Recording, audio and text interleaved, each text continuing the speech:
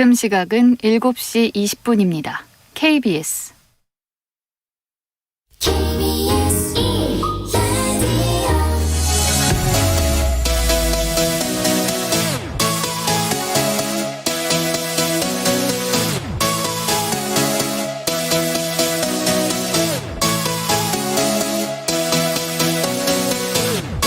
KBS 열린 토론.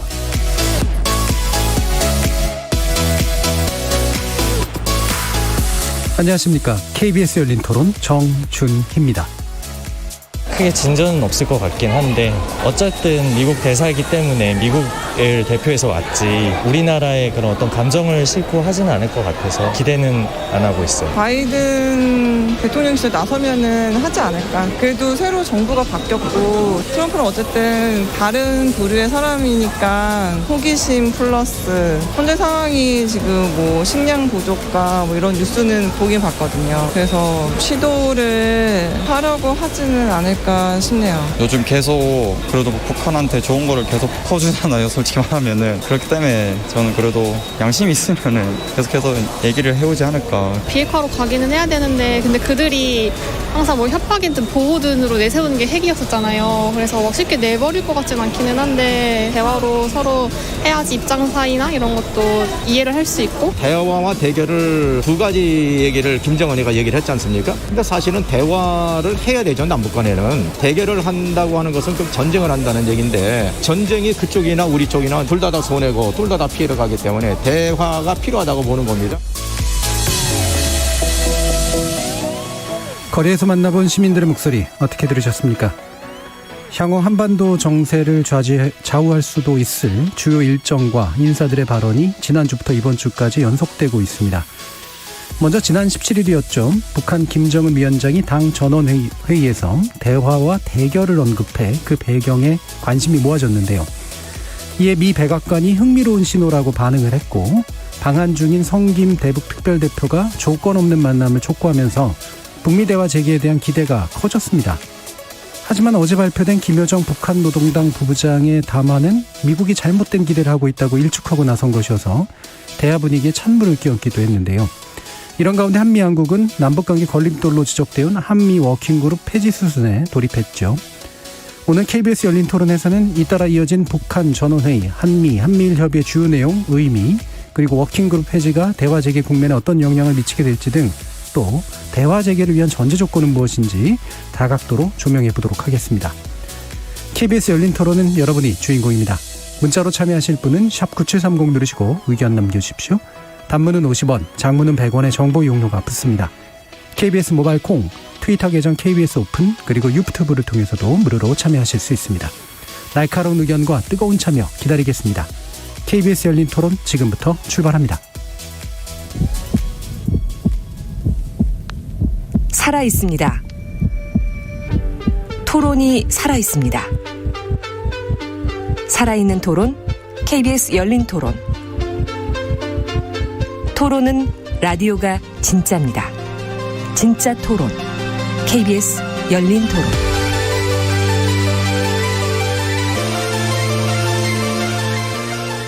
오늘 논의를 위해 세 분의 전문가 모셨습니다. 먼저 통일연구원 조한범 선임연구위원 나오셨습니다. 예, 안녕하세요. 그리고 가톨릭대 국제학부의 마상윤 교수 나오셨습니다. 네, 안녕하십니까. 경제사회연구원 신범철 외교안보센터장 함께하셨습니다. 예, 반갑습니다. 청취자 여러분들도 다양한 의견 부탁드리겠습니다. 자, 북한 전원회의, 그다음에 한미일 협의, 그다음에 성김 미 국무부 특별대표 방한, 뭐 이런 일련의 일정들이 좀 있었고 몇 가지 발언이 나왔는데요. 일단은 전반적으로 이게 원래 이제 정권 교체기에 뭐 큰 어떤 변동 없이 아마도 갈 것이다라고 예측을 해봤던 것에 비해서 좀 달라지는 거라고 봐야 할지 아니면 여전히 그런 기조라고 봐야 될지 한번 세 분의 의견을 먼저 좀 여쭤보도록 하겠습니다. 먼저 조한범 위원님 말씀 한번 들어볼까요? 예, 이제 지금 상황은 이제 보면 강물을 볼 때 그 안에 있는 파도를 볼 게 아니고요. 예.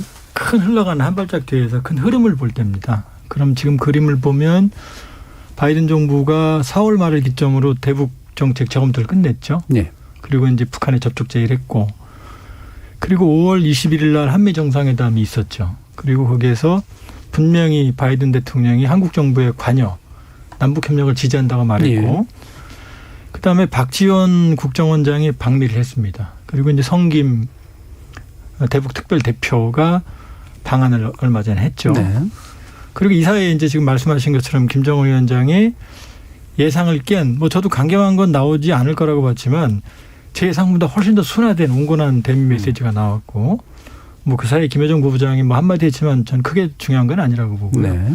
그렇게 본다 그러면 지금은 북미 모두 대화를 원하는 상황이다.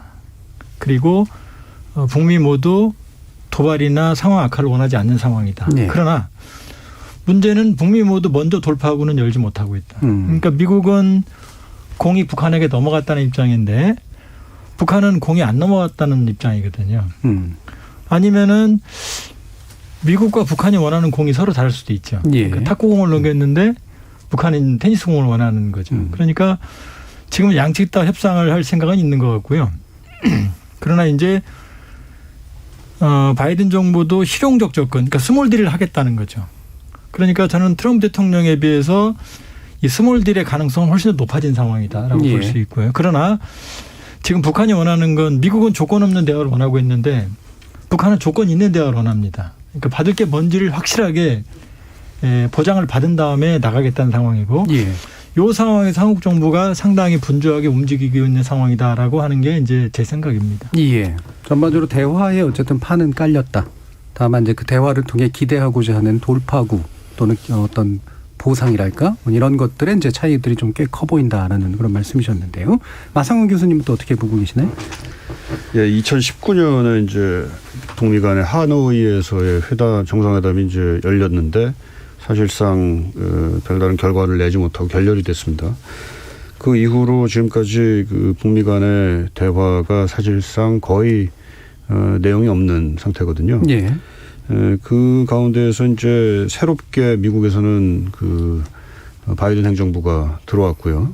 이제 우리 문재인 정부는 바로 내년 3월이면은 대통령 선거를 치러야 되는 그렇기 때문에 아직 임기간이 별로 남아있지 않은 이런 상황이 됐습니다. 이런 속에서 지금 그 북한과 미국 간의 대화가 재개되느냐 하는 게 일단의 지금 그 관전 포인트인 것 같고요. 물론 이제 재개가 된다 하더라도 지금 목표로 하고 있는 한반도의 완전한 비핵화로 얼마나 빠른 속도로 갈 것이냐 하는 것은 다른 문제입니다만 아무튼 지금 현재 입장에서는 대화가 재개가 될 것이냐, 재개가 된다면 언제 될 것이냐, 뭐 이런 게 지금 현재 북한과 미국 간의 나름대로의 그 기싸움이랄까요? 이런 게 지금 벌어지고 있는 상황 아닌가 이렇게 진단을 해봅니다. 예, 아무래도 기싸움 국면이라고 하는 측면을 중요하게 지적해 주신 것 같은데요. 신범철 센터장님 말씀. 예, 뭐 저도 공감합니다. 지금 대화에는 다 유연한 입장인 것 같잖아요. 그렇지만 양보는 안 하고 있는 거죠. 보면은 다 과거로부터 학습 효과가 있는 것 같아요. 북한도 툭하면 도발하고 했는데 도발을 할수록 제재가 강화되고 더 어렵게 되는데 굳이 2단계에서 북한도 도발할 필요성을 못 느끼는 거죠. 그렇다고 해서 북한이 자기들이 양보를 하면서 비핵화 대화에 나올 이유는 없다고 보는 것 같아요. 그게 1월 달부터 김정은 위원장이 천명한 자력갱생의 길인 거죠. 일단 자기들 힘으로 한번 살아보면서 버틸 수 있으면은 굳이 비핵화 협상을 할 이유가 없는 거죠. 반대로 어려운 상황이 오면은 그때를 대비해서 이제 뭐 북중 관계라든가 안전 장치를 만들어 놓고 미국에 대해서는 당당하게 나가겠다. 그게 이제 올해 김정은 위원장의 게임 플랜인데 미국도 오바마 행정부의 경험 때문인지 그런 북한을 잘 아는 것 같아요. 그래서 먼저 양보하고 다가서지도 않고 그렇다고 해서 전략적 인내라는 말도 쓰지 않고 있는 거죠. 그러면서 상황 관리에 주력하고 있다. 저는 그렇게 평가하는데요. 중요한 거는 현재가 아니라 아까 우리 조한범 박사님께서 강물의 흐름을 봐라. 그런데 하반기 정도에는 뭔가 흐름이 있을 것 같아요. 그 과정을 어떻게 준비하느냐. 미국과 같은 경우에는 그때를 대비해서 한국과 공조를 강화하고 일본도 자기들의 계획 안에 넣고 나아가서는 이제 중국과 미중 정상회담이라든가 이런 데서 판을 한번 바꿔보려고 시도를 할 거예요. 예. 반대로 북한과 같은 경우에도 사실은 이제 8월 달에 연합군사훈련 그것에 대해서 요구사항을 제기하면서 미국의 입장 변화를 요구하고 앞서 말씀드린 것처럼 밀리지 않겠다. 그렇게 하기 위해서는 북중 관계라든가 북러 관계에서 일종의 후원자를 만드는 노력. 그래서 지금 겉으로는 서로 공 넘기는 것처럼 보이지만요. 예. 물밑으로는 자신의 그 세력을 만들기 위해서 상당히 분주하게 움직이고 있다. 그렇게 평가합니다. 예, 겉으로는 이제 공이 넘어가고 있고 밑으로는 이제 이게 영토 싸움 같은 게 좀 벌어지고 있는 그런 상태라고 또 말씀을 주셨네요. 아까 이제 조한범 의원님께서 김현정 부부장의 발언은 뭐 그렇게까지 크게 신경 쓸 문제는 아니다. 예. 이렇게 얘기하셨잖아요. 왜 그렇다고 이제 판단을 하시나요? 일단 북한의 최고 지도자 발언이 제일 중요합니다. 예. 김정은 위원장 발언은 제 예상을 뛰어넘게 순화되어 있어요. 뭐냐면 미국의 새 정부의 대북 정책을 면밀히 검토했다. 대화에도 대결에도 다 준비해야 된다. 예. 그다음에 하는 말이 저도 처음 들어보는 말인데 조선반도 정세의 안정적 관리에 주력하겠다. 이거 우리가 하는 말이거든요. 예, 예. 북한은 그런 말 안 했습니다. 지금까지. 결국 그 이전에 얘기했던 선대선 강대강 원칙이라는 것 자체가 선 협상이 오면은 협상하겠다는 얘기거든요. 지금 미국이 강대강 그 위협을 더 강할 필요는 없거든요. 그러니까 이미 일찌감치 노선은 정해져 있었고 그러나 지금 본인들이 원하는 조건과 타이밍을 기다리고 있는 상황이었다고 보거든요. 여기에 대해서 김정은 위원장이 예상보다 더 강력하게 대화를 원하는 메시지를 전 보냈다고 보고요. 전 김여정 부부장이 이번 담을 왜 냈는지 모르겠어요. 며칠 되지도 않아요. 내용도 없습니다. 그냥 꿈보다 해몽이다. 잘못된 기대를 가지지 않는 것이 좋을 것이다. 그러니까 대화를 깨겠다는 얘기도 아니고 예. 하겠다는 얘기도 아니고 그냥 흥미롭다는 얘기가 기분 나쁘다 이 정도거든요. 예. 그러니까 저는 김여정 부부장의 담화는 사실 일국의 담화로는 전혀 격에 맞지 않고요. 그냥 뭐 짜증나는 정도 뭐 이런저런 소리가 들린다. 김여정 부부장 말투가 그래요 항상. 예, 예, 이런 예. 소리가 들려온다 들린다 이런 식이거든요. 감성적인. 그러니까 대화를 하겠다는 의지가 너무 크게 밝혀지니까 그냥 그 정도는 아니다. 너무 큰 기대 갖지 말라. 이 정도로 중화시킨 거지. 예. 이 큰 흐름을 바꾸는 상황은 전혀 아닙니다. 내용 예. 전혀 없어요 사실은. 일단은 김정은 위원장이 중요한 포인트고. 그럼요. 김정은 예. 부부장은 왜 그런지 모르겠지만 어쨌든 약간의 중화 정도의 의미 정도로만 해석하시는. 그러니까 하나만 더 말씀을 드리면 김여정 부부장의 담화는 오빠의 통제를 벗어난 것 같아요. 어허. 보면은 그 예. 어투나 이런 것들이 그냥 자기가 내고 뒤처리하는 거지 그 상부에까지 올라가는 것 같지가 않아요. 그러면 저렇게 나올 수가 없습니다. 예, 충분히 아마 그런 해석도 가능할 것 같은데 사실 굉장히 구어적이에요. 예. 그 말투가 좀 드러나는 듯한 거. 지난번에도 계속해서 이제 그런 것들이 쏟아져 나왔는데 심센터장님도 비슷한 관점에서 보시나요? 어떻습니까? 예, 뭐 김정은 위원장의 통제를 벗어났나 사실은 그건 알 수는 없지만 예. 정말로 어느 정도 자율권을 부여받은 것 같아요. 그 어투나 그 쓰는 말을 보면은 전형적인 북한의 성명은 아닌 거죠. 그만큼 그 범위 내에서는 권한을 위임받았다 그렇게 볼 수 있는 거고요. 그런데 핵심 메시지는 그거죠.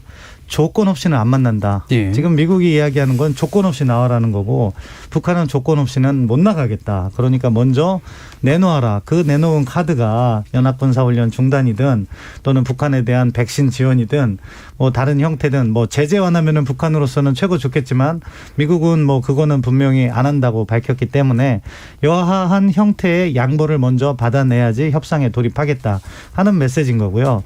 바이든 행정부 생각은 약간 다른 것 같아요. 지금 바이든 행정부가 북한 대북 정책 검토 결과로서 북한에 제안했던 것이 뭐냐면은 단계적 비핵화잖아요. 예. 그러니까 비핵화 협상을 몇 단계로 나눈다고 봐야 되겠죠. 그런데 미국 입장에서는 초기에 보상을 많이 하면요.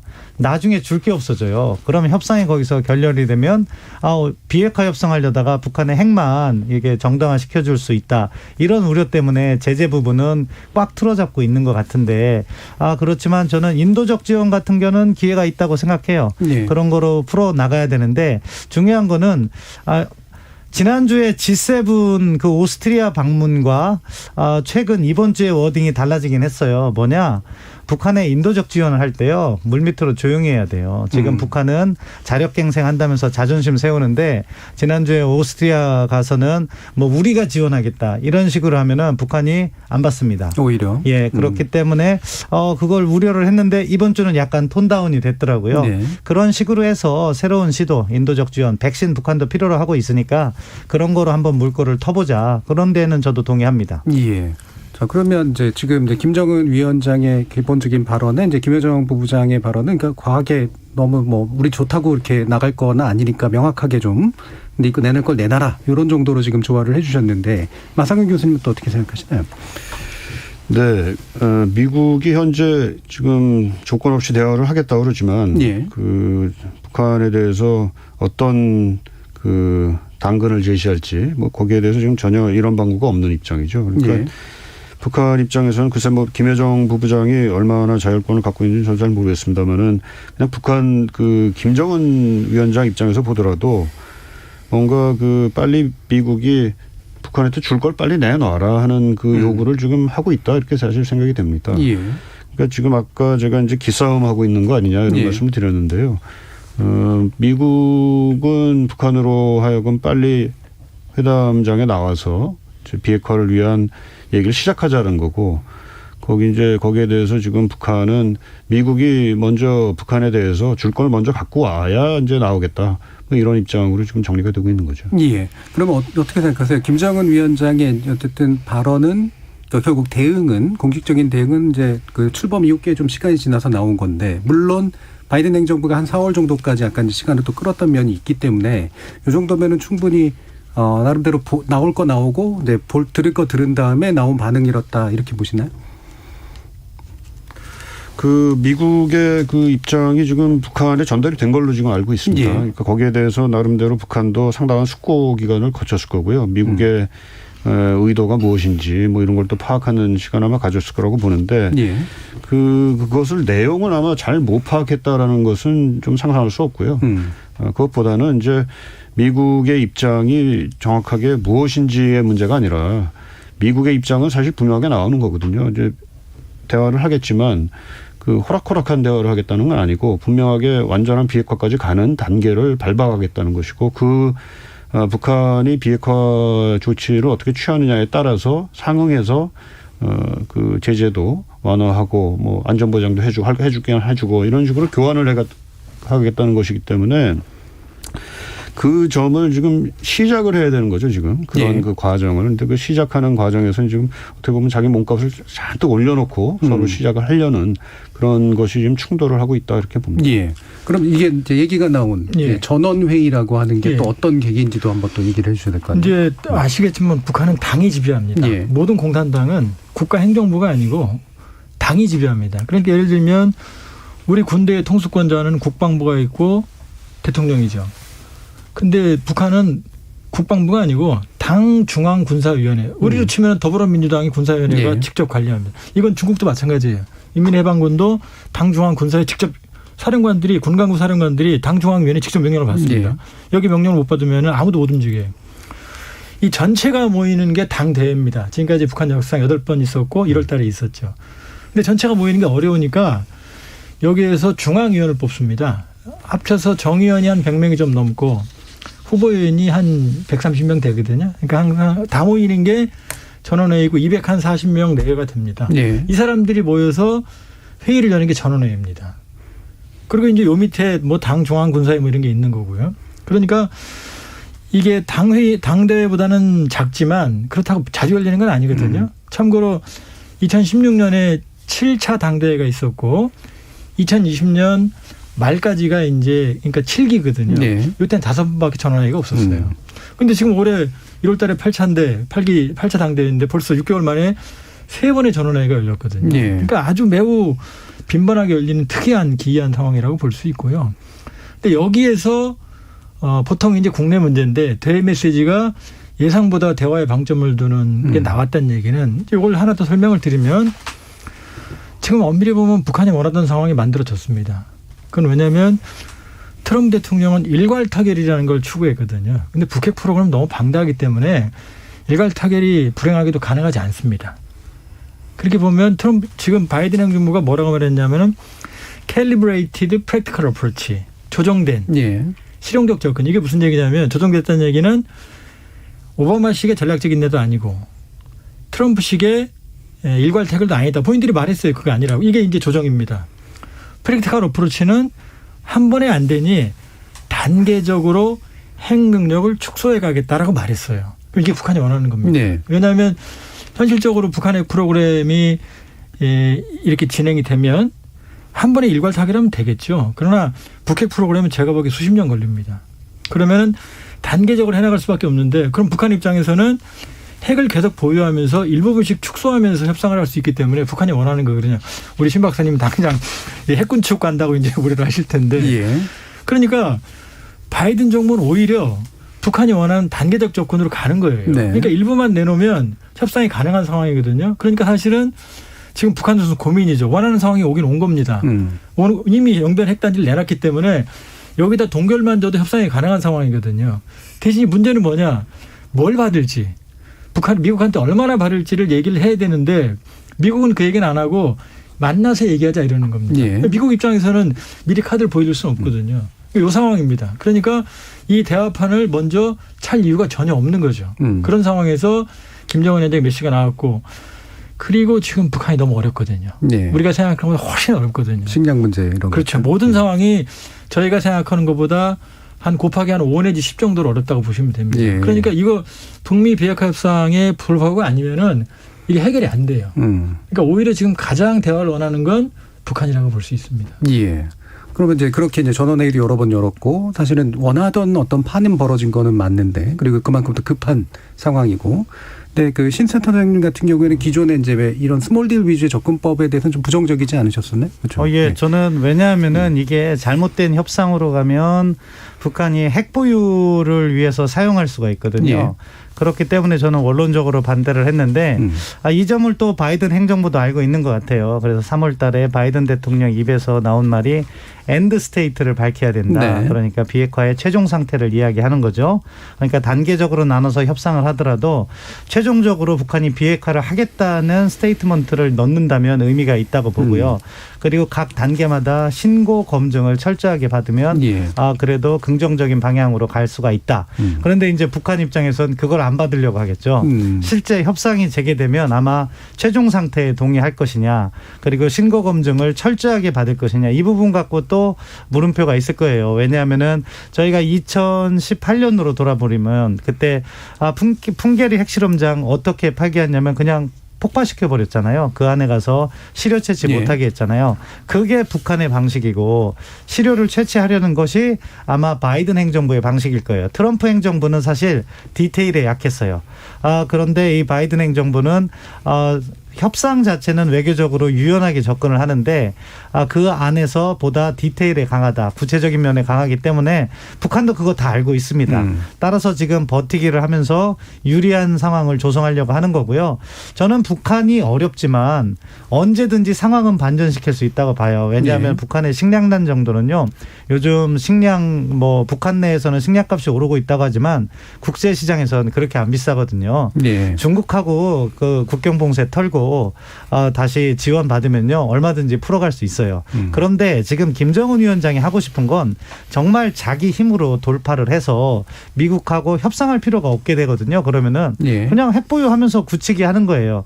그게 김정은 위원장의 제 A 1순위. 최우선 순위가 되는 거고 그게 잘 관철되지 않았을 때 아마 9월이나 10월 달에 대화가 재개되지 않을까 싶습니다. 예. 그 사이에 동경올림픽이 있고 또 연합군사훈련이 있기 때문에 변수는 존재하고 그렇게 올 이제 상반기에서 하반기로 넘어가는 정세의 변곡점들이 존재한다. 우리 정부의 입장에서는 그걸 잘 관리해야 되는 거죠. 그러면 이제 김정은 위원장이 1순위로 생각하는 건 결국은 핵 인정, 동결이잖아요. 그렇죠. 자력갱생을 경쟁을 통해서요. 예. 사실 미국하고 협상할 필요도 없이 버텨내는 거죠. 그게 가능하다고 보세요. 그러니까 지금까지 왜 회의장에 나온 것들은 사실 그게 잘 안 될 것 같아서 나온 것 같은데. 근데 지금 이제 미중 전략 경쟁이 치열해지면요. 예, 예. 북한의 몸값이 올라가거든요. 그러면은 북중 밀착을 통해서 중국이 제재 이행을 약간 소홀히 해주거나 또는 북한에 대해서 인도적 지원을 해주거나 그 정도면은 사실 북한이 체제 위기로 빠지진 않아요. 네. 그럼 거기에서 자력갱생이라는 걸 통해서 한번 어느 정도 경제를 상승거도로 다시 돌려놓을 수 있을 것이냐. 김정은 위원장 스스로도 한번 테스트를 해보고 싶을 거예요. 예. 그래서 올해 테마를 자력갱생으로 잡은 거고 지금까지 그것을 추진하는데 이 결과는 8, 9월이면 나온다고 보거든요.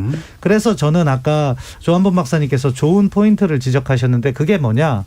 이렇게 당 중앙위원회 전원회의를 자주 한 때가 없었어요. 네네네. 그만큼 김정은 위원장 관점에서는 지금이 중요한 시기고 어떻게든 관료들을 독려해서 좋게 표현하면 독려고 나쁘게 표현하면 쥐어짜는 거거든요. 그렇게 해서 성과를 내고 싶은 거다. 그 성과를 보아가면서 북한의 행보도 변화할 것이라고 봅니다. 결국은 최대한 자력갱생 플러스 아마도 이제 북중러의 이제 약간의 연대 뭐 이런 것들을 결합시켜서 뭐 일단은 돌파하려고 할 거다. 이런 말씀이신 건데 박상규 교수님은 어떻게 생각하세요? 그 자력갱생이 지금 신 박사님 얘기하신 거는 굉장히 긍정적인 의미의 자력갱생을 지금 얘기하신 것 같은데 저는 예. 좀 그거는 아닌 것 같아요. 그러니까 지금 다른 방법이 없는 속에서 그 옛날식의 모토를 다시 들고 와서 주민들이나 이런 그 당 관료나 뭐 다 마찬가지로 좀 버텨라. 어렵지만 버티자라는 식으로 지금 가고 있는 거 아닌가. 그러니까 자력갱생이라는 게 그렇게 다시 말해서 좋아서 하는 게 아니고요. 네, 긍정적인 게 아니라 어쩔 수 없이 지금 이거밖에는 할 수 없으니까 그러고 있는 거 아닌가 이런 생각이 듭니다. 북중 관계의 경우도 지금까지 봐서는 아직까지는 그 중국이 북한을 제스처는 좀 취하고 있는 것 같아요. 이제 여차하면 북한을 미국과의 지금 중국이 이제 전략 경쟁을 하고 있는 가운데에서 어떻게 보면 그 북한의 전략적 가치를 좀 더 인정을 해서 또 그것을 가지고 또 미국에 대한 어떤 지렛대로 쓰려는 그런 의도가 중국에 없다고 볼 수는 없는데 아직까지는 그 정도로 지금 중국이 플레이를 하고 있는 것 같지는 않아요. 그런 거 봐서는 아직까지 물론 이제 가능성은 있지만 그 북한의 입장에서도 지금 중국을 믿고 아직 무슨 그 플레이를 하기는 좀 어려운 예. 아직까지는 좀 그런 그 상황이 아닌가 이렇게 봅니다. 예. 그럼 적극적인 대화로 북한이 나올 수 있게 만들 요인이라고 볼 수 있는 이제 중국을 이제 어느 정도 지렛대로 사용할 수 있을 것이냐. 그러면로써 이제 미국의 제재를 어느 정도 회피할 수 있을 것이냐. 플러스 이제 아까 얘기하신 자력강생의 적극적인 면이 좀 더 가능할 것이냐. 이 부분에 대한 또 판단이 더 필요할 것 같은데 어떻게 생각하십니까? 뭐 오늘 그러지 않아도 이제 고위 탈북하신 분들하고 미국 북한 정보를 그 분석하는 첩보죠. 저희가 뭐 민간이니까. 예. 예를 들면 김정은 정권 들어와서 쌀 킬로그램당 가격이 보통 4,000원에서 4,000원대 초반 최근 1년간을 보면요. 그다음에 옥수수 값은 2,000원대 초반이었거든요. 그런데 이게 6월 8일 기준으로 쌀은 5,000원 정도. 그다음에 옥수수는 한 3,000원 정도. 여기까지는 이제 진폭이에요. 네. 근데 6월 15일 기준으로 쌀이 7,000원으로 올랐고요. 그리고 옥수수는 5,300원으로 올랐습니다. 거의 2배씩 올랐어요. 옥수수가 왜 중요하냐면 쌀을 못 사 먹는 사람들이 대체제로 이제 옥수수를 먹거든요. 옥수수가 2배 이상 올랐어요. 이게 중요한 겁니다. 그리고 어제 기준으로 봤을 때 쌀이 다시 7,400~500원으로 올랐고 옥수수는 다시 이제 5,500~600원으로 올랐습니다. 이거는 김정은 정권 들어 처음 있는 일입니다. 네. 최고가입니다. 두 번째, 김정은 정권이 공개석상에서 먹는 문제가 긴장돼 있다. 긴장은 어렵다는 얘기예요. 이걸 처음으로 공개적으로 인정을 했습니다. 예, 그랬죠. 그리고 지금 상황은 원래 우리가 이제 쌀 가격을 파악할 때 매대 가격을 파악을 하거든요. 근데 매대 쌀 가격은 최근 코로나 1년 동안 북한 당국이 엄격하게 통제를 해왔어요. 쌀값이 오르면 폭동 우려 때문에. 그렇기 때문에 매대 가격과 뒷거래하는 도매 가격은 달랐거든요. 근데 이 통제하는 게 이미 한계점에 온 거죠. 예. 그렇게 본다 그러면은 예상보다 상황은 어렵다라는 거고요. 중국이 도와주면 되지 그러는데 그렇게 쉽지 않습니다. 왜냐하면 고난의 행군기 때도 중국이 도와주면 살 수 있었는데 수십만 명이 굶어 죽었거든요. 그리고 식량 문제라는 게 한 번 코가 깨면 매년 받아야 되거든요. 구조적인 문제이기 때문에. 그러니까 이 문제가 생각보다는 어렵고 지금 당대회만 전원회의만 3번 한 게 아니라요. 이 사이에 당중앙군사위원회 2번, 그다음에 정치국회의, 세포비서대회, 초급당비서대회 거의 다달이 당대회를 계속했어요. 여기다 연맹대회, 예. 직맹대회, 청년동맹대회까지 합치면 거의 매달 2-3번씩의 대형 대회를 열고 이게 북한 역사상 처음 있는 일입니다. 그렇게 보면 지금 북한 내구력은 거의 임계점에 왔다. 임계점에 왔다 이렇게 보고요. 그렇기 때문에 다급한 건 북한이다. 다급한 건 북한이고 미국은 뭐 시간을 늘릴 수 있습니다. 그러니까 미국이 원하는 건 그냥 북한이 사고 안 치고 계속 있으면 그게 제일 좋은 겁니다. 지금. 예. 그러나 북한 입장에서는 무한정 기다릴 수가 없거든요. 지금은 도발해봤자 실익이 없어요. 그러나 극단적으로 만일에 대안이 없을 경우에는 북한이 추구했던 건 항상 도발을 통해서 협상력을 높이는 거거든요. 그러니까 강요된 도발을 할 가능성이 있죠. 예, 저는 그런 상황이라고 지금 봅니다. 예. 그럼 이제 판단들은 조금씩 약간 다르시긴 한데 아까 이제 신센터장님 같은 경우 어느 정도는 버틸 필요가 있고 버틸 이유도 있을 것이다. 가능성도 있을 것이다. 이렇게 보셨는데 중국 변수도 되게 중요하잖아요. 예, 그렇죠. 중국이 어떻게 할지. 저는 중국은 북한을 도울 준비가 되어 있다고 봅니다. 예. 최근 들어서 중국에 북한에 나가 있는 대사나 북한에 중국에 나가 있는 대사가 서로 노동신문하고 인민일보에 기고도 하고 했잖아요. 또 한미 정상회담 끝난 다음에 왕이 외교부장이 북경에 있는 북한 대사관 가서 팔짱도 끼고 그런 것은 미중 경쟁이 치열해지는 상황에서 지금 한국의 행보는 미국과의 동맹을 강화하는 차원이다. 그렇다면 어떻게든 북한을 끌어안아야 된다는 거죠. 그런데 이제 김정은에게는 약간의 딜레마가 있는 거예요. 자력갱생을 하고 싶은데 이 자력갱생이 안 될 것 가능성이 높거든요. 그럼 결국 중국한테 손을 벌려야 되는데 이거 손을 벌리기도 싫은 거죠. 그렇기 때문에 일단 독자적으로 가보는 거고 그렇기 때문에 계속해서 독려해서 회의만 계속하는 거예요. 여기에는 이제 북한 체제의 모순도 있다고 봐요. 예전에 공산주의는 회의만 한다고 했잖아요. 예. 옛날 냉전 시대 때 마찬가지 잘못된 행보를 하고 있는 걸 수도 있어요. 다만 반대로 제가 딜레마를 이야기했지만 김정은 위원장에게는 선택도 있어요. 뭐냐? 국경 봉쇄하고 지원해달라고 하면요. 쌀 몇십만 톤은 중국이 충분히 지원할 것이다. 왜냐하면 2019년에 시진핑 주석이 평양을 방문할 때도요. 그때도 식량 수십만 톤 지원 이야기가 나왔는데 마찬가지로 그 정도는 이제 중국 경제력이 충분히 할 수 있기 때문에 김정은 위원장이 딜레마적인 상황에만 있는 것이 아니라 나름대로 타겟책, 카드 하나는 가지고 있는데 그걸 사용하기 싫은 거죠. 그리고 가능하면 버텨서 미국하고의 정면 대결에서 유리한 고지를 점하려는 게 지금 김정은 위원장의 셈법이 아닐까. 그렇기 때문에 어려움은 있지만 그 어려움을 타개할 수 있는 타겟책도 가지고 가고 있다. 저는 그렇게 봅니다. 예. 아까 한 9월까지는 보겠다라는 말씀을 주시긴 했는데 신센터장님께서 일단 이제 지금 앞에 일정들을 보면은 이제 중국 공산당 100주년 기념행사가 이제 다음 달에 있고요. 그다음에 우호협력 조약 갱신이 또 이제 7월 11일 전후 이렇게 해서 아마 7월 달이 또 중국과의 관계에서 북한과 중국과의 관계에서 뭔가 좀 어떤 전망 같은 것들이 나올 만한 그런 일정들이 좀 있는데 이 부분에 대해서 또 어떤 전망을 하고 계신지 좀 한번 들어봐야겠네요. 마상현 교수님 한번 말씀 주시죠. 네, 일단 조중 관계, 북중 관계가 지금 전략적인 상황을 보게 되면 아무래도 좀 밀착을 할 가능성은 그전보다 훨씬 커졌습니다. 네.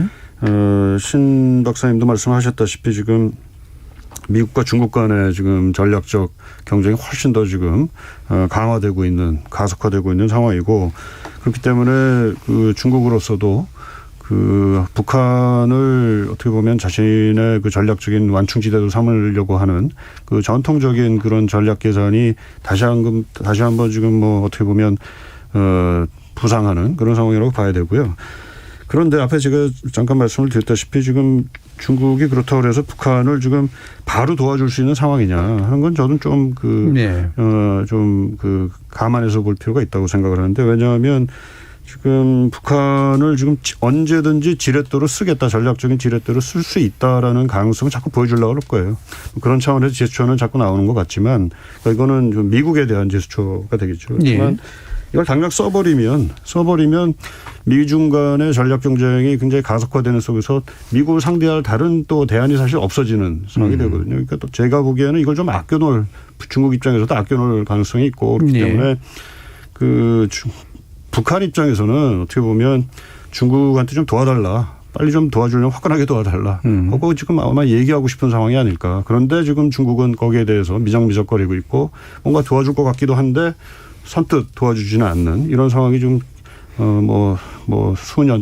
수개월 또는 뭐 길게는 1, 2년째 지금 지속이 되고 있는 것 아닌가 이렇게 해석해 볼 수가 있겠습니다. 자, 그러면 이 북한이 이제 중국을 대하는 때에서 이제 딜레마로 볼 거냐, 뭐 나름대로 꽃놀이패로 볼 거냐, 뭐 두 가지가 굉장히 큰 격차가 있습니다만 이 부분에서도 물론 뭐 어려운 조건이기 때문에 그렇게 뭐 꽃놀이패까지는 안 갈 것 같긴 한데요. 그럼 현실적으로는 어느 쪽이 좀 더 가깝게 생각하시나요?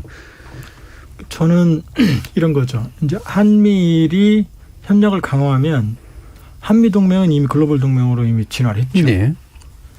그리고 미국이 원하는 건 한미일 협력이 강하거든요. 이건 북한뿐만 아니라 중국까지 견제하는 거죠. 한미 동맹의 강화, 한미일 협력 체제의 강화는 이게 시너지 효과가 굉장히 커요. 그럼 여기에 대해서 북중은 균형추를 맞추려고 북중 넣어 협력을 하게 되는데, 근데 이 관계가 애매합니다. 왜냐하면 중국 입장에서 북한의 핵을 용인하게 되면 사실은 이 동북아 질서가 불안정해지는 것뿐만이 아니라 핵을 가진 북한은 중국말을 들릴 이유가 없어요. 이게 강대국 정치 한계입니다. 그다음 두 번째는 이게 과거 예를 보면 우리가 예를 들어서요. 북한에 이제 그 국수 공장을 지어주잖아요. 그럼 끝나는 게 아니고 그럼 밀가루를 달라고 그럽니다. 그럼 밀가루를 주면은 전기를 달라고 그래요. 그럼 발전기를 주죠. 그럼 기름을 달라고 그래요. 그럼 그다음에 기름을 주면 이제 옥수수를 옮길 차를 달라고 그럽니다. 그러니까 북한이라는 체제를 운영을 할 때 그냥 쌀 좀 준다고 끝나는 게 아니에요. 이 체제를 먹여서 하는데 거의 그 한 나라가 불가능합니다. 그러니까 끝없는 비용의 투자인데, 근데 중국 입장에서는 북한 핵을 용인할 수도 없고 끝없이 먹여 달릴 수도 없고, 또 북한 입장에서는 중국에게 완전히 의존하는 건 이건 정권이 위험해지거든요. 그러니까 뭐 농담 삼아 북한에서 오신 분들 하는 말이, 김일성 주석이 유언이, 김정일 위원장 유언이, 미국은 믿어도 중국은 믿지 마라.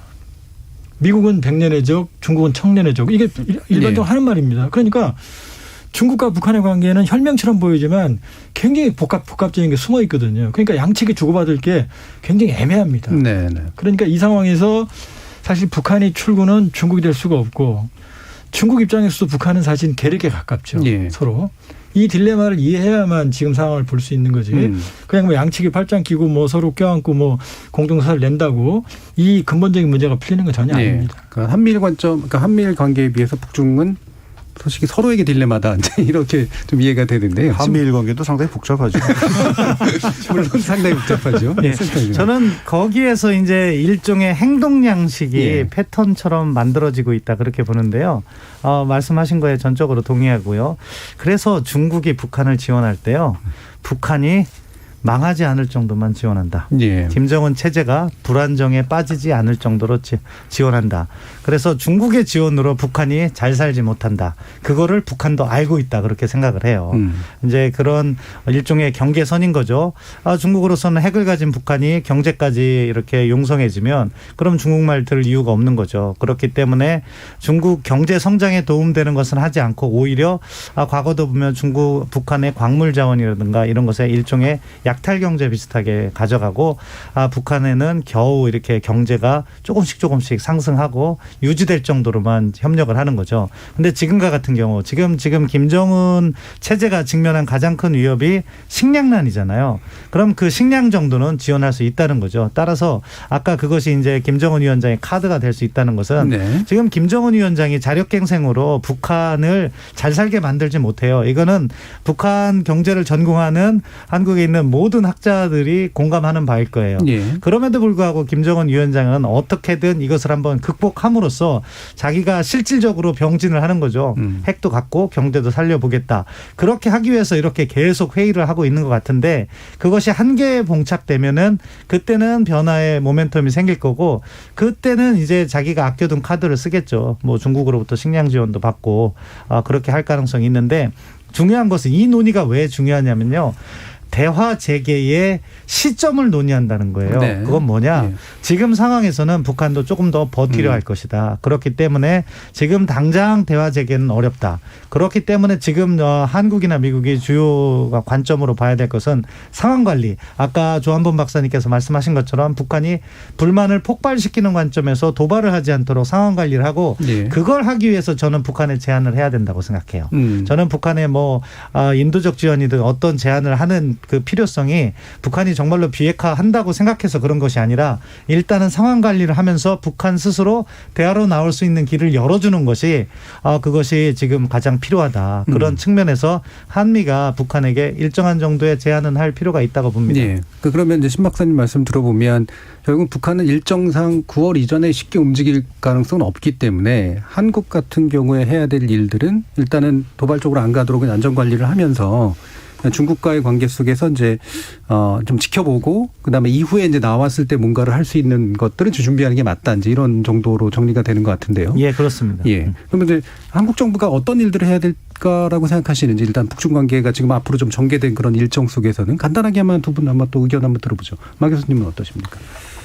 우리가 할 수 있는 게 그렇게 많지 않다는 게 항상 예. 딜레마였던 것 같습니다. 어려웠던 거고요. 일단은 북한이 우리 얘기를 얼마나 신뢰하느냐 또 기대하느냐 문제인데 하노이 회담 결렬 이후로 그 기대가 상당히 줄어든 것 같아요. 예. 그래서 그 기대를 다시 복원하기 위해서 우리가 뭘 할 수 있을지 그 점이 좀 저는 개인적으로 조금 어려움이 있지 않는가 이렇게 생각이 됩니다. 예. 저 한번 먼저 이제 아까 마 교수님이 이제 한미일 관계도 복잡하다 그랬는데 그 말씀 잠깐 드려야 될 것 같네요. 지금 일본이 북핵 문제에서 낄 자리가 없거든요. 네. 역할이 없습니다. 근데 미국은 자꾸 한미일 3자 협력을 복원하려고 그러거든요. 지금 한미 협력만으로도 북핵이 해결되거든요. 제가 보기에는 이번에 G7에서 예상보다 빨리 서방 진영을 반중 진영으로 만들었거든요. 이 아세안은 이제 쿼드로 맞고 지금 동북아가 비거든요. 이게 한미일이 협력을 해야 되는데 한일이 사이가 안 좋거든요. 네. 그러니까 미국이 강제로 지금 이거 붙여놓으려고 어거지로 지금 노력을 하는 거고 일본이 지금 사실은 이제 기회주의적 행동을 하고 있는 거고. 근데 일본 입장에서는 이번에 한미 북핵 수석 협자 그 협의에서도 나오고 나서 하는 말이 핵 얘기한 게 아니라 납치자 문제에 대한 지지를 얻었다. 왜냐하면 스가 정권은 납치자 문제 해결하면 지지율이 올라가거든요. 예. 요 그림입니다. 지금. 그 그림이고. 그러니까 한미일 협력 체제 강화는 미국의 대중 견제망이라는 숨은 그림으로 봐야 되는 거고요. 북핵에는 사실은 크게 실익은 없습니다. 현 단계에서는. 저는 한국 정부가 역할이 많다고 봅니다. 그건 왜냐하면 북미가 직접 만나기까지는 지난번 2018년, 19년 우리가 해봤어요. 중재를 해봤습니다. 중재라는 표현은 좀 그렇지만. 근데 둘이 만나서 싸우고 안 됐거든요. 그러니까 지금 상황은 북미가 뭐냐면 직접 서로 다시 만나서 협상하면 또 깨질 거예요. 가능성이 높아요. 그러니까 우리가 지금 중간에서 양측이 주고받을 걸 서로 조율하는 과정이라고 보시면 되는데 제가 보기엔. 그러면 미국과 북한은 서로 부담이 덜 하거든요. 그러니까 지금은 지난 2018년, 19년에도 보이지 않는 한국 정부의 역할이 없었으면 그게 되질 않죠. 평창부터 시작해서. 지금은 한국 정부가 상당히 중요한 역할을 해야 되고 또 해야만 할 수 있다고 저는 보는 거고요. 근데 이제 문제는 지금 이 정부 임기가 얼마 안 남았거든요. 예. 그러니까 저는 9월까지 기다리기는 우리가 좀 초조해요. 근데 초조하다고 어수룩한 조합을 만들었다가는 이게 또 어렵거든요. 북한도 9월까지 기다릴 시간은 없습니다. 초조합니다. 그러니까 저는 지금이 어떻게 보면 골든타임이다. 그러나 서두르는 합의보다는 사실은 안정적인 합의로 가는 게 지금 숙제거든요. 그러니까 역할도 있고 시간도 있습니다. 다만 지금은 완전한 비핵화하는 건 긴 시간이 걸리기 때문에 비핵화 합의의 불가역적 입구를 형성하는 것.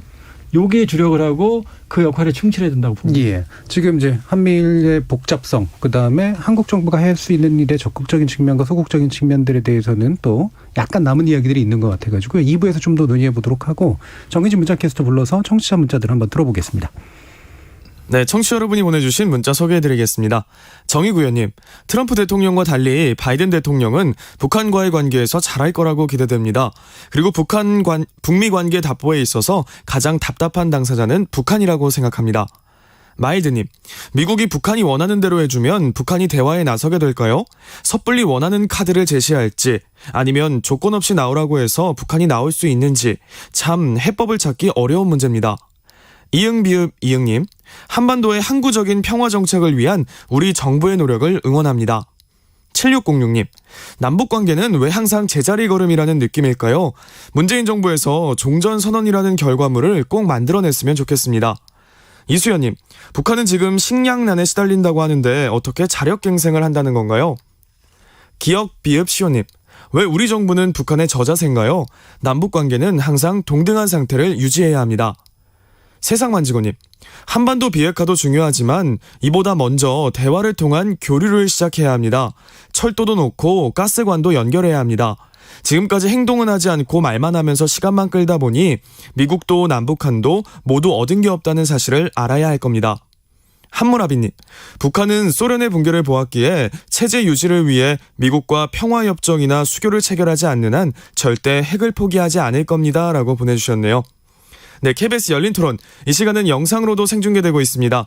유튜브에 들어가셔서 KBS 일라디오 또는 KBS 열린 토론을 검색하시면 지금 바로 토론하는 모습 영상으로 보실 수 있습니다.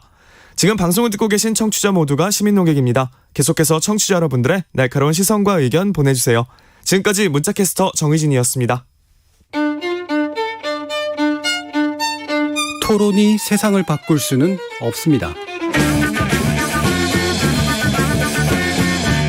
하지만 토론 없이 바꿀 수 있는 세상은 어디에도 없습니다.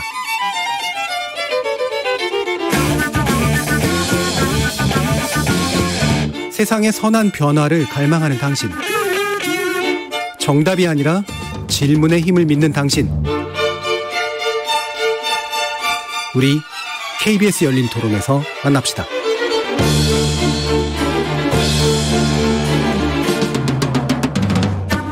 KBS 열린 토론, 오늘은 가톨릭대 국제학부 마상현 교수, 경제사회연구원 신범철 외교안보센터장, 통일연구원 조한범 선임연구위원, 이렇게 세 분과 함께 북한 관계, 미국 관계 문제를 논의하고 있습니다.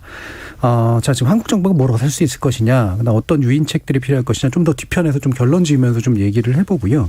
아까 앞에서 이제 좀 덜 얘기됐던 측면, 그러니까 한미일과의 관계는 미국이 요청하는 거긴 한데 실제로 일본이 해줄 수 있는 게 별로 없다 라고 하는 부분에 대해서는 어떤 판단들을 가지고 계시는지 마상현 교수님 말씀부터 일단 들어볼까요? 예, 일본 자체가 북미 간의 사이에서 뭐 할 일은 저도 별로 있는 것 같지는 않습니다. 예. 그렇지만은 지금 미국의 대아시아 정책이 어떻게 보면 미일 동맹을 굉장히 중요한 그 축으로 삼아서 지금 전개가 되고 있고요. 또 지금 미국의 대아시아 정책이라는 것이 일본을 중요시할 뿐만이 아니라 인도 태평양 지역에 있어서의 여러 동맹국과 파트너국들을 하나의 네트워크로 엮어서 지금 가져가겠다라는 거거든요. 그런 차원에서 보게 되면은 일본이 동아시아에 있어서의 가장 핵심적인 안보 문제라고 할 수 있는 이 북한 핵 문제에 관해서도 나름대로 관여를 하게끔 하자라는 게 지금 미국의 입장입니다. 예. 그런 차원에서는 일본 자체로서는 별로 이렇게 역할을 할 게 없겠지만 일본의 참여 자체는 상당히 지금 미국의 의지로 인해서 필요해져 있는 그런 상황이다 이렇게 볼 수가 있겠죠. 예. 이 과정에서 이제 일본은 아까 이제 보면 이제 좀 뜨뜻미지근한 납치자 문제 외에는 별로 관심이 없는 이런 상태라고 지금 아까 조한범 의원님께서 말씀 주셨는데 신범철 예. 일본 자체가 근데 북한으로부터 상당한 위협을 느끼고 있는 건 사실입니다. 여러 가지 좀 납치자 문제만 있는 것이 아니고 직접적으로 미사일 위협을 일본이 굉장히 명확하게 지금 인식을 하고 있고 또 어떻게 보면 좀 과장돼서 인식한다라고 이제 얘기할 수 있을지도 모르겠어요. 아무튼 그런 위협 인식을 가지고 있기 때문에 일본 입장에서도 이 문제는 자기네들이 국외자는 아니다라고 주장을 할 수 있는 거죠. 그렇습니다. 자, 신범철 대표님. 일본이 북한을 보는 문제가 참 복잡해요. 마 교수님께서 말씀 잘 해주셨는데 일단 납치자 문제를 풀려고 해요. 그런데 납치자 문제는요 핵 문제보다 풀기 더 어려운 것 같아요. 이거 김정일 과거 국방위원장이 시인했다가 더 어려움에 처했거든요. 그때 이게 나중에 어떻게 보면 국가 책임까지도 문제될 수 있는 거기 때문에 북한이 그때 뜨끔하고 발을 빼고 있는 상황이라 핵 협상이 진행돼도 이 문제는 북한이 적극적으로 안 나올 가능성이 높아요. 그러니까 참 어려운 문제를 안고 있는 거고 일본 나름대로는 북핵에 대한 위협 인식을 갖고 있는데 그걸 또 교묘하게 활용하는 측면도 있어요. 일본의 무장 강화. 또는 북핵 위협을 통해서 중국을 견제하려는 그런 셈법도 있는 거고 그렇기 때문에 북한 핵 문제에 대한 일본의 입장은 매우 미묘하고 복합적이다. 그런데 이제 이러한 일본을요 우리가 관리하는데 두 가지 측면이 있는 거죠. 우리가 원하는 방향으로 일본을 설득하게 하는 게 하나가 있고 다른 하나는 일본이 회방을 놓지 않게 만드는 것도 좋은 방안인 거예요. 그런데 지금 한일 관계가 안 좋다 보니까 어느 방향으로도 일본을 움직이기가 어려운 것이 현재의 상황인 거고 따라서 문재인 정부 임기 내 일본 카드를 활용하면서 우리가 북핵 문제를 풀어가는데 도움이 될 건 저는 없다고 봐요. 뭐냐면은 일본을 갖다가 활용한다는 건요. 미국을 움직이는데 가장 좋은 카드예요. 제재 완화요. 한국이 요구하면 미국이 바로 들어주지 않지만 한국과 일본이 요구하면 미국은 움직여요. 그런데 그렇게 하기 위한 신뢰를 한일 간에 쌓아놓지 못했던 게 사실은 작년 재작년에 이 역사 문제 같은 거에서 조금 더 유연하게 가져가면서 그런 신뢰를 쌓았으면 바이든 행정부가 물론 출범할지는 몰랐겠죠. 그 당시에는. 어차피 이런 계기에 일본이 회방을 놓지 않고 우리 정부가 원하는 아젠다 한두 개만 들어주게 하더라도 진전이 있을 텐데 지금 일본과 그 정도 신뢰가 쌓여있지 않다. 따라서 제가 지금 정부에 있다면요. 일본에 기대를 하지 않습니다. 대신에 지금 북한을 움직이기 위해서 미국과 제시할 수 있는 카드가 어떤 것이 가장 현실적인가 그거를 고려하고 일본은 일본 나름대로 미국이 한미일 협력을 원하니까 그 틀에서 협력하는 모습만 보여주면 된다고 생각해요. 그 여기서 이제 전통적으로 미일 동맹 체제가 아시아의 사실은 핵심입니다. 그럼 우리가 소수해도 뭐 어쩔 수가 없어요. 그런데 최근에 변화의 흐름이 좀 나타났습니다. 그게 이제 5월 20일 한미 정상회담이고 이번에 G7에 우리가 초청됐죠. 최초죠. 사실 실제로 참석한 건. 그게 무슨 말씀이냐면 지난해 기준으로 했을 때 한국의 국방력이 세계 6위입니다. 미국, 러시아, 중국, 인도, 일본, 한국입니다. 우리가 490억 달러 정도 국방비 쓰거든요. 근데 일본이 510억 달러 정도 씁니다. 차이가 없어요. 역전 좀 있으면 일어날 거다. 그러면 일본의 인구는 1억 2,500만이거든요. 우리는 5,200만이고. 그다음에 지금 한국은 지금 미국에 목말라는 걸 다는 좀 심하지만 자 반도체 일본이 못 따라오죠. 배터리 못 따라옵니다. 바이오 백신 생산도 못 따라가요. 그러니까 미국이 원하는 상당히 많은 것들을 우리가 줄 수 있어야 되는 거예요. 더 큰 게 뭐냐면요. 지구상에서 60만 실전 경험을 마친 정예 병력과 동맹을 가진 나라는 대한민국밖에 없어요. 일본 자위도 20만밖에 안 됩니다. 510억 달러라지만 그 월급으로 다 나가거든요. 그렇게 보면 지금 미국의 안보 동맹 패러다임도 변화하고 있다. 다시 말해서 한국은 미국이 일방적으로 줬던 체제에서 상호 주고받는 일본을 당분간은 능가하지 못하지만 일본보다 중요할 수 있는 위치까지 왔다는 거예요. 그러니까 패러다임이 많이 바뀌고 있습니다. 제가 뭐 너무 침소봉대하는지 모르겠지만 그렇게 보면 일방적인 미일 동맹 체제에 한국이 종속되는 시대는 아니다. 지금은. 이번에 한미 정상회담 G7인데 중국이 전랑 외교 안 하거든요. 우리한테. 사드 때 한번 당해봤거든요. 한번 해봤더니 안 통하거든요. 첫 번째. 일본 수출 규제했지만 별로 안 통하거든요. 그러니까 지금은 사실 엄밀히 보면 한국의 외교적 자율성이 과거보다 상당히 커졌습니다. 이게 뭐 완전히 자율적인 건 아니지만 그런 시각에서 지금 사실은 미일 동맹, 한미일 동맹을 봐야지 과거처럼 일방적인 수동적인 그런 시각으로 볼 필요는 없다. 이렇게 말씀드릴 수 있습니다. 뭐 이 부분 논의하기 시작하면 또 이제 더 깊게 될 것 같아가지고요. 이 정도 이제 견해 차이가 있을 수 있다라는 부분까지 좀 가고 중요한 것 중에 하나가 이제 결국 북한이 관심 가진 건 제재잖아요. 근데 일단은 뭐 제가 볼 때는 어쩔 수 없었던 일일 거라고 봅니다만 이제 바이든 미 대통령이 대북 제재 행정명 효력을 일단 1년 연장했습니다. 뭐 시기상 그럴 수밖에 없었던 것 같은데 대북 제재의 뭐 완화라는 어떤 북한이 기대하고 있는 그런 측면들이 실제로 먼저 선행해서 좀 나올 수 있는 여지가 있느냐라는 부분에 대한 판단이 좀 필요할 것 같아요. 그거는 미국 바이든 행정부 입장이 확고한 것 같아요. 제재는 완화 없다. 만나서 협상을 하면 그때 완화해 주겠다. 그렇게 아마 입장을 바꾸지 않을 것 같아요. 예. 이것은 뭐 그들 스스로 그렇게 수차례 반복한 거기 때문에 그거를 바꾸는 순간 어떻게 보면 대북 협상력을 잃게 되기 때문에 그럴 가능성은 적다고 봐요. 그렇기 때문에 제가 협상 카드로 쓸 수 있는 그런 것들을 지금 강구함에 있어서 제재 완화는 제껴놔라. 그리고 현재로서 인도적 지원이라든가 뭐 백신 부분은 북한도 필요하니까 그렇지만 그것도 우리가 직접 주겠다 이렇게 나서는 게 아니라 코백스를 통해서 실질적으로 지원을 가게 하라. 그러면 북한도 지금 당장은 그거로 만족하지 않지만 앞서 결정적인 순간이 오거든요. 자력갱생 가지고는 도저히 안 되겠다 생각할 때 그게 합쳐지면 변화할 수 있다는 거거든요.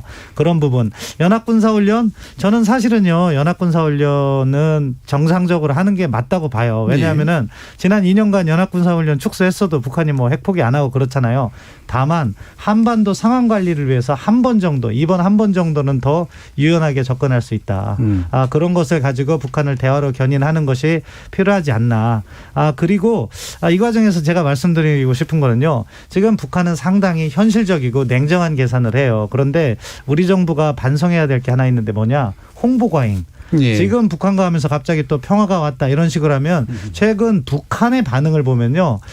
자기들이 고생을 했는데 성과는 한국 정부가 따먹었다 이런 인식이 있어요. 그런 부분을 유의해서 있는 그대로 알리고 약간 로키로 접근하는 것이 현실적이고 현명하다 그렇게 봅니다. 그러니까 한국 정부가 뭐 열심히는 했지만 실제로 북한에게 간 건 없는데 공만 가지고 가는 것 같은 그런 느낌. 북한의 심리도 충분히 좀 이해가 가는 면도 좀 있긴 한데. 자, 그러면 이제 뭐 방금 또 말씀도 나온 김에 이런 군사훈련에 관련된 문제, 그다음에 워킹그룹 폐지에 관련된 문제 이런 것들이 이제 북한과의 관계를 푸는 데 있어서 한국이 좀 유효한 메시지를 만들어 나갈 수 있는 이제 어떤 방법이 될 것이냐라는 문제에 대한 판단까지도 좀 필요한 것 같거든요. 마성현 교수님 말씀 한번 들어보죠. 네, 지금까지 우리가 북한에 대해서 뭐 백신 지원이라든지 또는 인도적 지원 이거를 뭐 그동안 계속 얘기를 해왔어요. 그렇죠. 근데 사실 정작 북한이 안 받았죠. 또 아마 그것의 배경에는 코로나 바이러스에 대한 북한 지도부의 좀 굉장히 민감한 인식 이런 게 있지 않나 싶은데요. 네. 지금까지 안 받은 걸 어떻게 하면 받을 수 있게 할 것이냐. 아마 이게 좀 고민거리가 되지 않을까 싶습니다. 앞에서 이제 신범철 박사께서 말씀하시기를 지난번 ILO에 가서 이제 우리 대통령께서 말씀하신 내용을 보게 되면 그렇게 얘기하면은 안 받는다. 굉장히 자존심을 어떻게 보면 좀 상하게 하는 형식으로 해석했기 때문에 안 받는데 자존심을 굉장히 살려주는 형태로 하더라도 과연 받을까? 좀 그런 뭐 지난 몇 달 동안 그렇게 받으라고 그래도 안 받는 걸 봐서는 좀 이상할 정도의 민감성이 있는 거 아닌가. 그래서 이해가 잘 안 가는데요. 그래서 그 점이 좀 어떻게 극복이 될 수 있을지 개인적으로 정말 좀 저도 궁금합니다. 좀 이해를 좀 시켜주시죠. 저는 이렇게 봅니다. 애가 이제 자전거 사달라고 밥을 안 먹어요. 근데 엄마는 자꾸 반찬만 바꿔줘요. 먹으라고. 그럼 애가 짜증나거든요. 원하는 건 자전거다. 지금 북한이 원하는 건 백신이나 쌀 일부가 아닙니다. 지금 김정은 위원장은 핵을 개발하고 이걸 협상을 해서 북한 국가 발전을 위한 협상이 나왔는데 이게 지금 깨진 거거든요. 그러니까 북한이 원하는 거는 지금 조금 받으면 사실 손부끄럽죠. 예를 들면 쌀을 1,000만 톤 준다. 뭐 백신을 2,500만 다 준다. 그럼 받겠죠. 근데 그것도 아니거든요. 그러니까 뭐냐면 저는 3가지 착시에서 벗어나야 된다는 게 뭐냐면 첫 번째는 지금 아까도 말씀드렸지만 지금 기회가 나쁘지 않습니다. 트럼프가 실패한 게 아니에요. 북미 비핵화 협상을 정상회담 수준으로 끌어올렸어요. 그다음에 영변이라고 하는 중요한 핵설 다는 아니지만 여기까지 꺼냈습니다. 절반의 성공입니다. 두 번째는 일괄 타결. 우리 고리 원자력 발전소 1호기 폐기 잡은 시간이 15년입니다. 최소 금액만 6천억이고요. 북한 핵 프로그램 여기 곱하기 10은 되거든요. 이게 한두 번 망치실로 절대 안 돼요. 세 번째가 자발적 비핵화입니다. 김정은 위원장이 자발적 비핵화한다. 못하죠. 왜냐 한국만 해도 세계 6위의 국방력인데 한미동맹이거든요. 여기에 핵 없는 저 가난한 나라가 군사력 그냥 못 맞춥니다. 그다음 두 번째는 핵이 자존심이라고 인민들에게 얘기해왔는데 오늘 갑자기 비핵화한다 말 못하죠. 그러니까 자발적 비핵화가 아니라 forced denuclearization, 강제된 비핵화거든요. 두 가지입니다. 하나는 네거티브는 뭐냐면 정말로 김정은 원장이 괴롭게 하는 거죠. 이건 위험하죠. 두 번째가 바로 매우 강한 유혹을 주는 겁니다. 정말로 핵을 포기할 정도로 유혹을 주는 건데 그건 뭐냐면 바로 북한이 원하는 겁니다. 대규모의 지원, 지속 가능한. 그다음에 제재 해제. 그다음에 북한 체제가 발전할 수 있는 세계경제 편입. 이거거든요. 근데 이것만 기다리고 있는데 지금 입구도 지금 형성이 안 된 거거든요. 예. 그냥 인도적 지원 이거 갖고 해결이 안 되거든요. 그러니까 지금 상황은 북한이 과감하게 선택할 수 있을 만큼의 인센티브를 제공하는 겁니다. 다만 그러나 이 단계적 핵능력 축소는 사실상 핵군 측으로 장기적으로 핵 위협을 그대로 방치할 가능성이 있기 때문에 로드맵이 확실해야 되고 예. 비핵화의 진정성을 확실하게 받아내는 조건하에 단계적인 거죠. 그렇기 때문에 이런 우회적인 방법으로는 지금 해결되기 어렵다.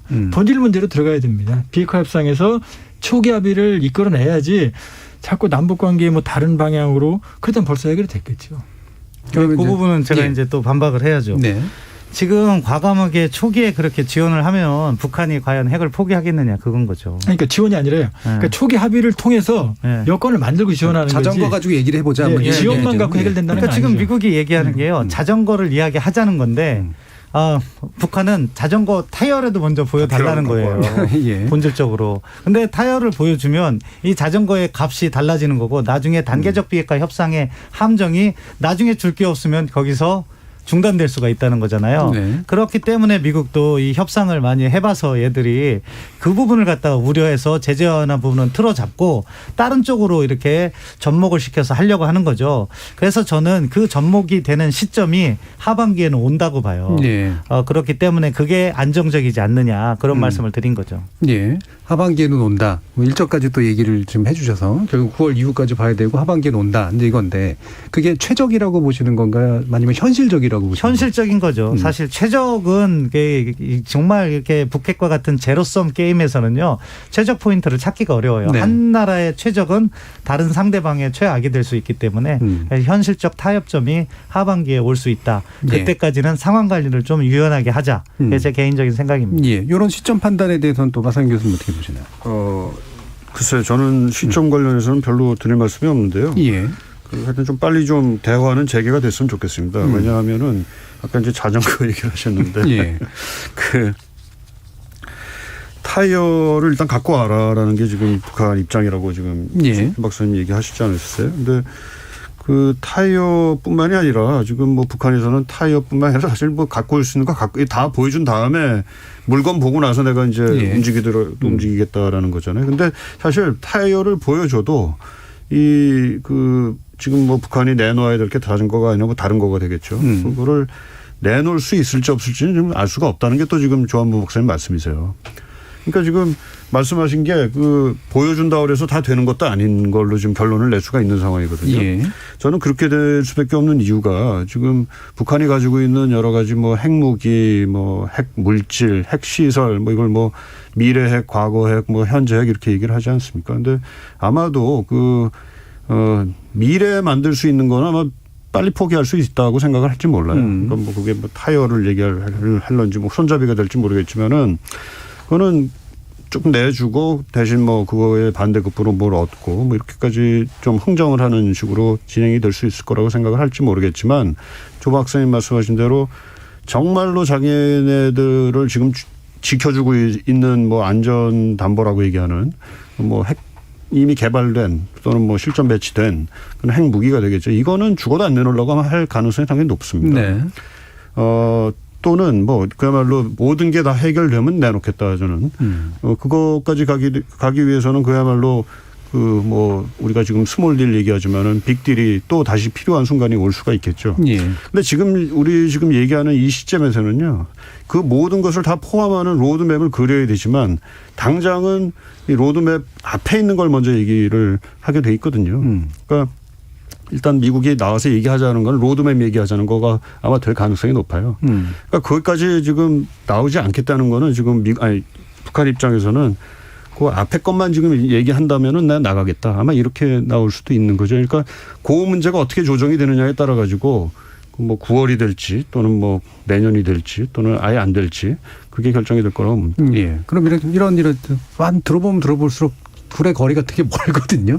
그러니까 이게 정말 좁혀지기가 쉽지 않을 것 같은데 어쨌든 회담장에 앉혀야 되잖아요. 앉힐 정도까지는 어느 정도의 것이 가능하다고 보세요? 저는 이제 긍정적으로 보면요. 시간이 뭐 거의 다 돼갑니다만 핵물질이 3가지가 있습니다. 그러니까는 우라늄 농축, 고농축 우라늄, 그다음에 제철에서 만드는 플루토늄, 그다음에 수소폭탄이라고 알려진 융합탄의 3중수소, 이 3가지거든요. 근데 영변에는 농축시설, 제철시설, 3중수소시설 다 있습니다. 영변을 없애면 3중수소 생산 못해요. 제철이 못합니다. 플루토늄. 고농축 우라늄만 딴 데 남거든요. 그러니까 영변만 없애도 현저한 핵능력 축소가 됩니다. 여기에 동결까지만 하면 사실은 바이든 정부는 한숨 놓는 상태가 되거든요. 근데 북한 입장에서는 영변은 내놨어요, 이미. 그다음에 동결은 어차피 영변을 폐기하게 되면 동결도 들어가야 되는 조치입니다. 그럼 미국이 북한이 원했던 4가지 제재 해제 중에 미국은 한두 가지 정도 하고 여기 연락사무소 정도, 종전선언 논란이 많으니까요. 그럼 나머지 빈 부분은 남북이 합의한 철도 도로 연결, 개성공단 금강산 요 정도를 만일에 이 조합을 컨비네이션을 만들어내면은 북한도 크게 손해가 안 가고 미국도 어느 정도 만족할 수 있고 우리 정부는 동력을 찾을 수 있고 이게 제가 얘기하는 프롬 영변 방식이거든요. 영변에서 시작하자. 그러니까 저는 트럼프 개인적으로 안 좋아하는 분이지만 그 트럼프 정권 때 실패한 건 아니다. 영변까지 받아냈으니까요. 그러니까 이미 상당 부분은 이미 축적되어 있는 협상의 자산을 가지고 진행한다 그러면은 저는 초기 합의 가능하다고 봅니다. 또 하나 말씀드리면 영변을 폐기하면 부수게 되면 이건 불가역적입니다. 복구가 안 돼요. 그러나 북한이 하는 제재 해제는 언제든 복원이 됩니다. 유엔 안보리에서 중국과 러시아가 반대하면 미국 혼자 세컨더리 보이콧하면 되는 거거든요. 미국이 절대적으로 유리하죠. 그러니까 볼턴이 자기가 하노이에서 막았다고 그러지만 제가 보기엔 볼턴이 큰 실수한 거예요. 일단 영변을 받았으면 여기까지 오지 않았습니다. 네. 영변을 받고 거기서 뭐 이제 남북이 또 같이 해낼 수 있는 어떤 경제적 협력까지 조합시키면 가능하지 않을까. 지금 나쁜 상황이 아니에요, 제가 보기에는. 이게 뭐 시간이 거의 다 돼서 이제 마무리 발언도 하셔도 되고 반론하셔도 되고요. 두 분 이제 한 1분 정도씩 한번 또 들어보죠. 단계적 비핵화로 가면 그 출발점은 영변이 될 거예요. 그런데 저는 영변의 값을 너무 높게 쳐주는 순간 북한은 핵보유로 간다고 생각해요. 왜냐하면은 알려진 위협은 위협이 아니라고 하잖아요. 영변 시설은 이미 다 노출돼 있고 생산량도 다 파악이 됩니다. 하지만 영변 이외에 고농축 시설이 있는 게 확실한 상황에서 그것이 전략적으로 중요한데 그럼 북한은 어떤 것을 더 값을 높게 부를까요? 그걸 더 높게 부른다. 따라서 영변의 값을 많이 쳐주면 나중에 미국이 줄 수 있는 건 주한미군 철수나 한미동맹 해체. 물론 미국이 거기까지 주지 않겠죠. 그럼 어떻게 돼요? 다시 원점으로 돌아가고 북한에게 시간을 벌고 핵을 보유할 수 있는 명분을 만들어줄 수 있다. 따라서 시작은 영변으로 하지만 거기에 대해서 우리가 값을 후하게 쳐주면 안 되고 그것을 위해서 지금 이렇게 밀당을 하는 과정이라면은 필요한 프로세스다. 그렇게 생각합니다. 그럼 값은 어느 정도 되는 게 좋을 것 같으세요? 저는 뭐 그때 북한이 영변에서 영변을 내놓으면서 2013년 이후에 주요 제재 6개 중에 5개를 달라고 했는데요. 그중에 한두 개 정도면 된다고 생각합니다. 그 정도가 5개 너무 많다. 네. 마상윤 교수님. 네, 제재 해제 후에 뭐 다시 그 제재 만드는 게 쉽지는 않은 것 같아요. 이게 2016년, 17년, 뭐 18년 해서 제재 만드는 과정도 굉장히 사실은 뭐랄까요, 고난의 행군이었고요, 그것도. 이게 또 제재가 이제 만약에 해제가 되면은 지금 그 미중 간의 관계가 지금 옛날 같지 않은 상황이거든요. 사실 미중 간의 협력이 있었기 때문에 그때 제재도 가능했던 것이다. 그렇기 때문에 앞으로 다시 제재를 만드는 것도 사실은 미지수다라는 점을 좀 지적은 하고 싶습니다. 자, 조한문 의원님. 예, 지금은 잘 될 거냐가 아니고요. 잘 되게 만들어야 됩니다. 만들어야 되고 말씀드렸지만 불행하게도 이미 북한의 완전한 비핵화를 쉽게 할 수 있는 시기는 놓쳤습니다. 순조롭다 하더라도 최소 15년은 걸린다는 게 미국의 판단입니다. 제가 보기에는 2, 30년 더 걸릴 거예요. 그렇기 때문에 지금은 입구, 불가역적 입구. 그러니까 문을 만드는 게 아니라 아예 입구 문을 뜯어버리는 거죠. 못 돌아가게. 거기에 주력을 해야 되는데 말씀드리지만 성급해서 만들어지는 건 아니다. 늦더라도 확실한 입구를 만들어야지 지금 어설픈 입구를 만들어서는 사실은 또 다른 그 반복으로 갈 수가 있기 때문에 뭐 역설적인 얘기입니다만은 신속하지만 그러나 신중하게 합의안을 만들고 저는 누누이 말씀드리지만 한국 정부 역할이 크다. 그리고 북미가 요구하고 있다 이렇게 생각하고 있습니다. 알겠습니다. 자, 오늘 북미 관계 문제 그리고 북핵 문제 관련된 토론 함께 나눠봤는데요. 경제사회연구원의 신범철 외교안보센터장, 가톨릭대 국제학부의 마상윤 교수, 그리고 통일연구원의 조한범 선임연구위원, 이렇게 세 분의 전문가와 함께했습니다. 세 분 모두 수고하셨습니다. 감사합니다. 감사합니다.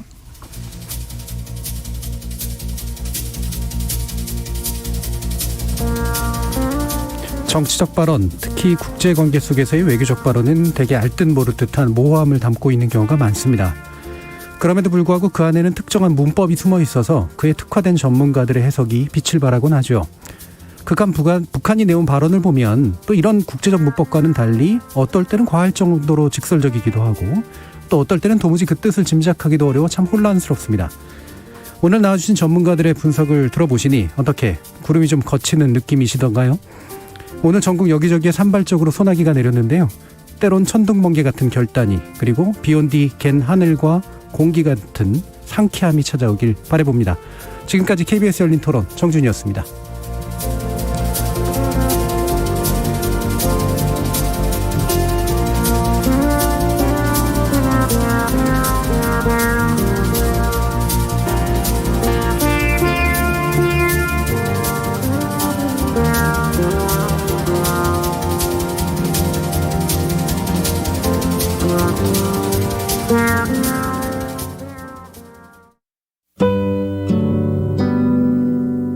지난 2010년에 발생했던 IT 지진 기억하십니까? 리히터 규모 7.0, 200년 만에 최대 강진이 IT 수도를 흔들었습니다. 당시 여진의 공포 속에서도 IT의 라디오 방송국 시그널 FM은 방송